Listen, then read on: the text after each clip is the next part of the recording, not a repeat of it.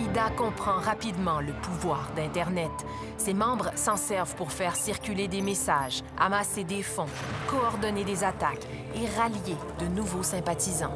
Internet a joué de plusieurs manières. Il y a eu d'abord l'action classique avec les ouvertures de sites qui diffusaient des images, des photographies, des vidéos. Donc c'était au fond une sorte de média supplémentaire, mais un média qui attendait en quelque sorte son public, ses auditeurs. Est-ce que l'Internet est un outil utilisé par les terroristes pour apprendre à fabriquer des bombes? Est-ce qu'il permet de disséminer de la propagande haineuse de façon anonyme? Est-ce que l'Internet est devenu aussi l'autoroute de la terreur, le babillard des terroristes? Et puis, il y a une deuxième dimension d'Internet qui est les réseaux sociaux, où cette fois-ci, il y a la possibilité d'entretenir une communauté, un groupe qui partage des idées, partage des options. Alors, ça vaut pour les démocrates, mais ça vaut bien évidemment aussi pour les dictateurs et pour les antidémocrates et pour les terroristes. Des imams radicaux comme Anwar el-Awlaki ont des blogs, des pages Facebook et des vidéos sur YouTube. El-Awlaki, né aux États-Unis, sait exploiter Internet pour diffuser sa propagande. Internet est devenu pour Al-Qaïda une caisse de résonance. Il y a une espèce de contradiction, parce qu'on voit toujours les leaders d'Al-Qaïda comme des hommes assez archaïques, habillés à l'afghane, portant une kalachnikov, dans des grottes, dans le désert. Et pourtant, ces hommes-là, ces individus ont accès à Internet et ils ont su utiliser Internet pour propager leur message et pour faire d'Al-Qaïda une organisation mondiale. Al-Qaïda sont des gens extrêmement sophistiqués quand il s'agit d'utiliser la propagande, notamment la propagande par les nouveaux médias. Dans la façon de présenter les images de Ben Laden, ce sont des images très contrôlées. On le voit dans très peu d'images, mais de façon très calculée, avec une Kalachnikov par exemple, à dos d'un cheval par exemple, pour jouer sur l'image du chevalier arabe puissant et noble qui résiste à l'occupation. Nous avons, pour la première fois de l'histoire de l'humanité, un média de communication universelle qui n'est pas contrôlé, qui n'est pas soumis aux règles de la réalité. Depuis le début des années 90, des millions de personnes se sont branchées au réseau Internet.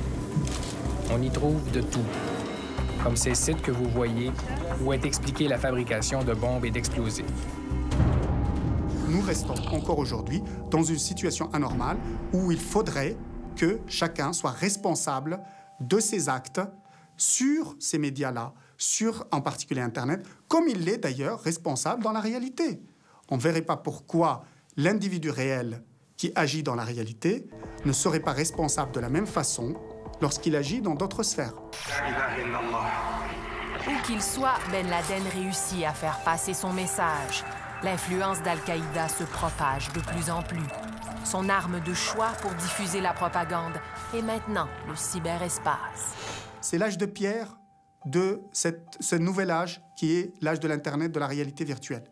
Et dans cet âge de pierre, eh bien, ceux qui étaient les plus primitifs ont exploité ces moyens-là, en particulier l'Internet, pour des fins primitives, la violence, le meurtre, la pédophilie, le racisme ou autre. Et ceux qui étaient également un peu cultivés ou un peu humanistes, eh bien, ils ont essayé de l'utiliser pour la culture, pour la diffusion du savoir, pour la citoyenneté, pour la démocratie. Ce soir, au téléjournal, la face cachée de la guerre en Afghanistan. La publication de documents secrets sur le conflit provoque la colère de Washington. Les images de Wikileaks étaient diffusées par Internet. Les Américains ne pouvaient pas contrôler ces images-là qui étaient vues par potentiellement tout le monde et qui mettaient les Américains dans une position très délicate parce qu'ils montraient des soldats et des enfants tués. Des images saisissantes maintenant d'un raid d'hélicoptères américains survenu à Bagdad en 2007 qui ont été dévoilées sur le site Internet américain Wikileaks. Les Américains, encore une fois, se sont trouvés piégés par les images de Wikileaks, de la même manière qu'ils se sont trouvés piégés par ceux d'Al Jazeera. Come on, fire!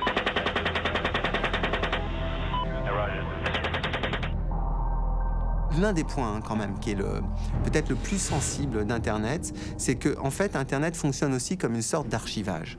Donc il y a des messages qui sont stockés sur Internet et qui vont avoir une très longue durée de vie. Ce qui fait que, par exemple, des déclarations que Ben Laden a pu faire au début des années 2000 ou encore des mouvements de propagande qu'on pouvait avoir dans les années 90, eh bien, restent aujourd'hui comme autant d'éléments qu'on peut regarder et qui peuvent encore instiller de la haine.